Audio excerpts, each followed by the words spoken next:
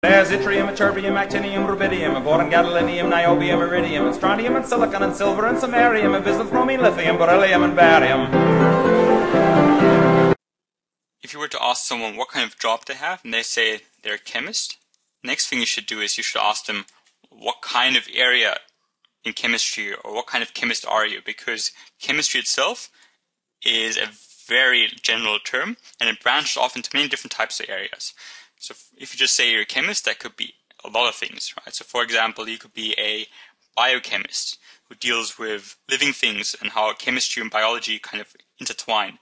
You could be a forensic chemist who deals with crime scenes in many cases, tries to come up with evidence and find someone innocent or guilty.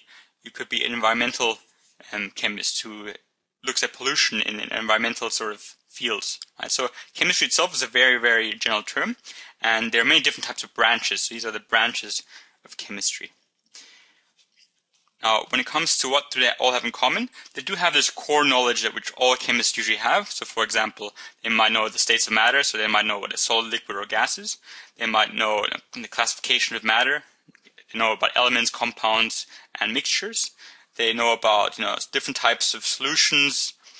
They know about the different types of energies there are. All this is sort of the basics of chemistry. But then it goes into more specific details. And usually if you're branching off, you have some core knowledge, but then you become more specific. So for example, I did biochemistry because I studied nutrition as my undergrad. And I had a lot of knowledge in this field, right? This was my area of expertise, sort of photosynthesis and cellular respiration and how all that works. Whereas the other areas, I knew the basics, but I didn't go into more detail because I didn't need to know more detail for the area I was in, right? So you need to know the branch of some chemists because it's very important to determine what branch they are, because that's probably what their expertise is. And in my case, as a biochemist, I know lots about biochemistry, but probably not that much about environmental chemistry, for example. Right, and why did I mention all this? Because it's the dot point itself. There's 3 parts to the dot point. It says outline the role of a chemist employed in a named industry or enterprise, right? So first we have to outline the role of a chemist. Then we have to identify the branch of chemistry undertaken by the chemist. So that's, for example, biochemistry or environmental chemistry. And explaining a chemical principle that the chemist uses. So these are 3 parts that we have to cover. And first I'll quickly talk about the different types of roles chemists can have. So these are the roles that chemists can have. And these are general, right? These are general. So we can have, for example, the analytical chemist. And the analytical chemist, as the name would suggest, has something to do with analyzing. Now, the analytical chemist analyzes samples usually. So he usually has some sort of sample he's looking at, which he either has collected or has just received in the lab, and he has to look at it, has to analyze it. And what he usually has to do is he has to find out what kind of composition he has. So he has to have a good knowledge of the composition of compounds and mixtures. So for example, let's say an analytical chemist has gone to a lake to get a water sample, and he goes back to his lab and analyzes that sample. He needs to know what the water usually has in it, so he can see if it's polluted or not, right? So if he knows what the usual water looks like in terms of chemicals inside, and he looks at his sample, he can determine if the water is polluted or not polluted.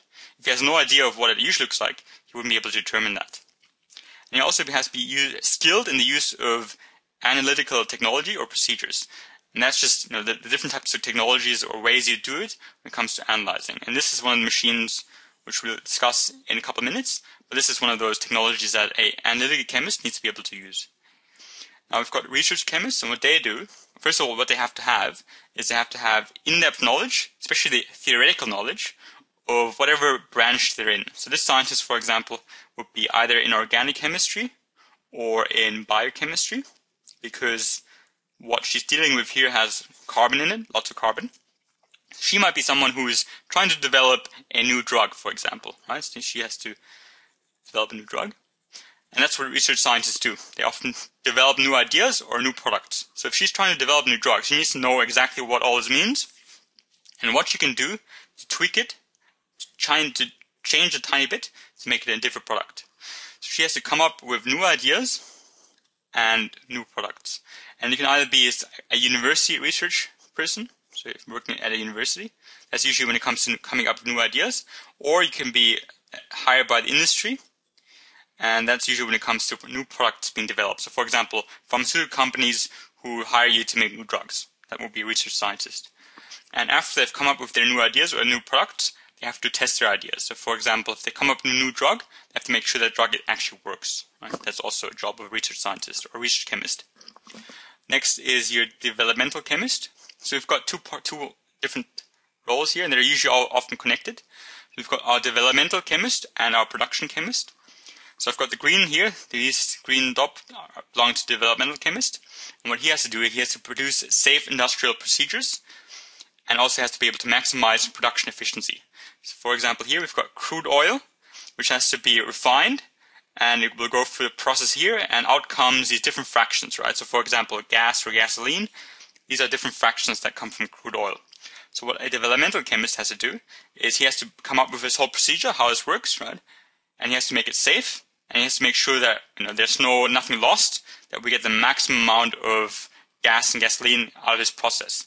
That's the job of the developmental chemist. So he comes up with his procedure.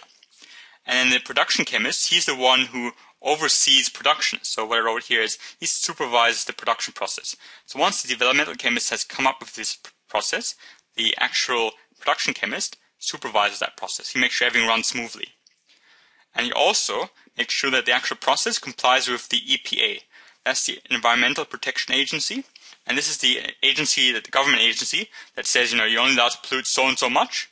So basically the production chemist makes sure that everything runs smoothly. And if it has any problems, then he'll talk to the developmental chemist and says there's a problem in his procedure. I've also got the chemical engineer, so this is another type of chemist. And he's the one who produces equipment that chemists usually use. So for example, this machine here, which the analytical chemist uses to analyze samples, has to be made somehow. And that's the job of the chemical engineer. So he is usually dealing with making new technology. Right? So these are just different types of roles that chemists can have. And now I'm going to link those roles to different types of branches. I guess that's what we have to also do according to that dot point. But before just a quick, with the developmental chemist and the production chemist, the developmental chemist is a bit like this person in the back. He might have designed the whole procedure of what happens if there's a meltdown in the nuclear power plant, which is where Homer works. And how we can get most energy out of our plutonium and uranium. Whereas Homer, he's just supervising, so he's observing. So he might be the production chemist, or in this case, a production physicist. So Homer would be the production chemist, he's making sure everything runs smoothly. Whereas the person in the back, he was the developmental chemist. He came up with all of these procedures. Alright, so now I'll go to the last step. We've got our branch, that's our environmental chemistry, or metallurgic chemistry. These are our branches. And often these branches will have different types of chemists working in it. So for example, as an environmental chemist, you can be either working in the field of the analytical chemistry, or maybe even as a chemical engineer. So as an analytical chemist, that should be quite straightforward. You can, for example, be someone who takes a sample from the lake, goes back to your lab, and then analyzes the sample to see if there's pollution in the river. Or you might be working in a city, you might get a sample from the air, go back to your lab, and then analyze that sample to see if the air is polluted. You don't have to be, I don't think you have to be a chemist to be able to see that this city would be polluted. It should be quite straightforward. But even if, you need to know what kind of chemicals are in your atmosphere and how much as well. That's what a environmental analytical chemist does. And they're going to be hired by either your for example, your mining company, or your government agencies. So for example, the EPA, I mentioned it earlier, the Environmental Protection Agency. This is government, and they will hire environmental chemists. And mining companies will also hire environmental chemists, just because they make sure that the whole environment itself is not polluted. A mining company will be fined if things are polluted, and the government itself obviously wants to make sure that it can check all different types of rivers and lakes and air samples, and they hire environmental chemists. My sister happens to study that, so she will be an environmental chemist when she's finished in 2 years. But yeah, so the industry that you are in, so it says name the industry or enterprise. So industry would be, for example, the mining company, and the enterprise would be, for example, the government working for the EPA. So your branch would be your environmental chemistry, your role would be as the analytical chemist, and your Enterprise would be either the EPA working for the government or the mining company working for the industry. So that was one example, but we also have the Metallurgic Chemist. This is a person who has deep knowledge of metals and alloys. That's his field of study. And they can either work, these are just a couple examples. They can work for the mining industry, for example, or the product development industry. Now, there are different types of roles that you can have within that field. You can be a research chemist. So for example, if you want to make a new type of steel, right? So stainless steel is steel that doesn't rust. But stainless steel is an alloy, and there will be carbon in there, there will be iron in there, there'll be different types of metals in there. So if you want to make a new type of steel, you need to have a research scientist who has an expertise in that area, because they need to come up with a new alloy. So that kind of expertise would come from a research chemist working within the metallurgic industry or area branch of chemistry. Also with the mining, if you want to mine, for example, iron, you're going to have to first find an area which has iron, then you have to be able to extract. So you need to be able to extract that iron from, first the ore, you need to extract the ore which has the iron in it. Then you need to go from the ore, get the ore away, and get the iron which is inside the ore, right? So you need to have procedures in place to first extract the ore, and then get the iron out of the ore. And that's, for example, the job of first the developmental chemist working in the metallurgic branch. They'll make sure that they can develop that procedure.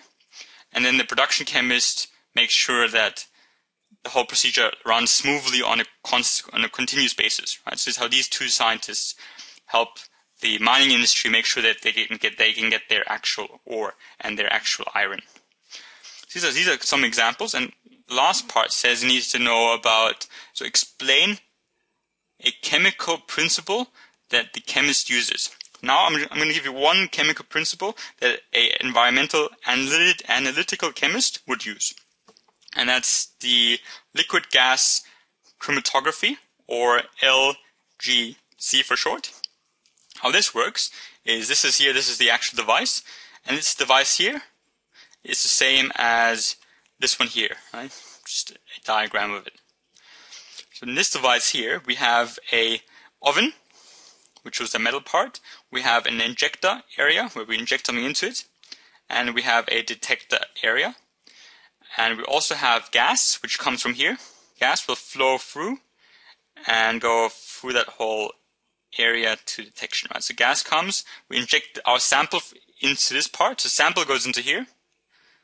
Sample goes into the injection part, and then the sample will travel through the oven to the detector. Now the oven, it has usually about 50 to 200 degrees Celsius, which means it's relatively hot. And once we inject the actual sample, so the sample itself will be vaporized because of the high temperature, so it will be gas itself. So this gas will actually float through this tubing, which is meant to be this part here, the tubing part. So we've got this sample which has been injected, and then we have these metal tubes, right? So these metal tubes here. And we also have a thin liquid film. This thin liquid film is inside the tubes. Now what happens is, if we have any different types, because the sample will have different types of compounds and elements and mixtures in it, some will be having a lower boiling point, some will have a higher boiling point. So for example, the ones who have a lower boiling point, they will be the ones which will condense earlier. Right? So because the actual tube is slightly cooler, they will condense and get stuck on the actual part here. And the ones which have a higher boiling point won't get stuck, and they'll be able to move faster. So the ones which have a lower boiling point will get stuck, and they'll still eventually get there. They'll still get to the detector, but it'll take more time. Whereas the ones with a higher boiling point, they won't get stuck, and they'll be there really fast. So that's how we can actually separate different types of compounds and elements from that sample. So for example, if we have, so you can see here, this is the reading we have. So we get a reading from the actual detector, and this reading tells us what is inside, because it tells us how long it took to get from injector to detector. So if something takes maybe 10 seconds compared to something else that took 5 seconds, that would usually tell you that there are different types of elements, and then they can use that data to figure out what that is, right? So if they have that data of how long it took there, they can figure out what's actually in the sample. And that's how they use liquid gas chromatography. So you don't need to be too, I know this probably sounds a bit confusing, but the main thing you need to know is that this liquid gas chromatography, its chemical principle is the separation principle, or the level of absorption, which means that some, which have a lower boiling point, for example, will be absorbed earlier, which means that if they slow down, it means they're going to take longer to get to the detector, whereas the ones which have a lower level of absorption, they won't get stuck and they'll get there faster. And those will be the ones which get there first. And then we have these different types of graphs coming up, depending on how long they took. So thereby we can use that data to figure out what's inside the sample. That's really all you need to know. And that's the actual, so one chemical principle that is used to figure out what's inside the sample. And that chemical principle is used by an environmental chemist. Quickly summarizing, this top point is quite massive. Outline the role of a chemist. Then you might just choose maybe the analytical chemist, and you talk about what kind of role they have. They have to analyze things, etc., etc., etc. Then you might say, okay, named industry or named enterprise or industry. You might say, okay, well, he's working for the EPA, which is that government part that controls or checks different types of pollution levels. Then if by the branch of chemistry, he's going to be working in the environmental chemistry area. And explain the chemical principle used. That's all about that LGC, which was the liquid gas chromatography. And the principle it uses is sort of level of absorption, that some are absorbed a bit earlier and thereby are slower than the other ones which are absorbed later, thereby are faster. The faster ones will be able to be detected as a different type of element to the slower ones. And that's the chemical principle that this scientist would use, one of them that he would use to be able to do his job. And so that's what this top one was all about, these 4 parts. But I hope that was useful. Thank you for watching.